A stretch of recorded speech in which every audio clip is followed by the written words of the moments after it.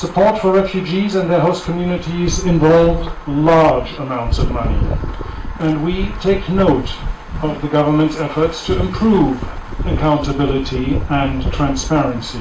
The investigations into these allegations uncovered information that some senior officials had inflated refugee figures and mismanaged funds. It also found that at the time, Uganda was hosting 1.1 million refugees and not 1.4 million. 3 years later, there are still concerns over why investigations have taken so long. The delayed conclusion of investigations and follow-up to irregularities presents a major reputational risk and threatens to discourage further support. We therefore urge the relevant institutions to take this topic very seriously and push ahead with the necessary investigations and prosecutions.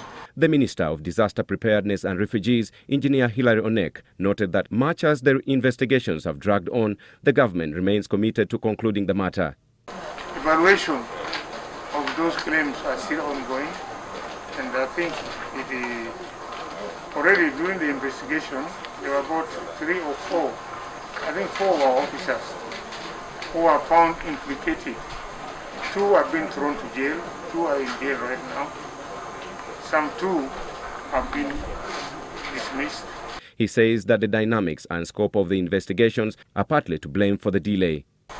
The elements of the investigation included looking into the books of World Food Program as well, looking into the UNHCR operations, because it could not be just some set of individuals misappropriating alone, because whereas the World Food Program was the one handling the distribution using the data available, because you come with your card and you get the food.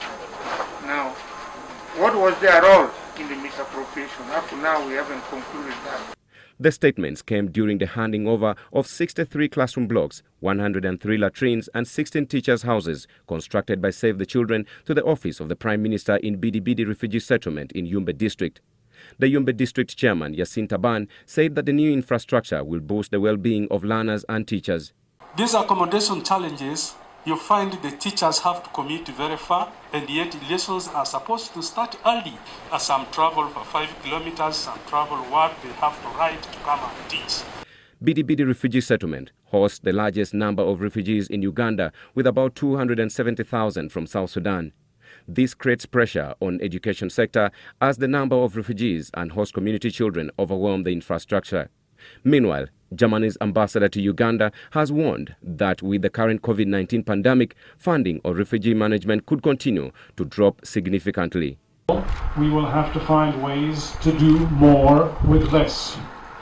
Even though I haven't heard of any specific plans to reduce funding, but as a general trend, I think this will be inevitable. Nelson Omoya, NTV.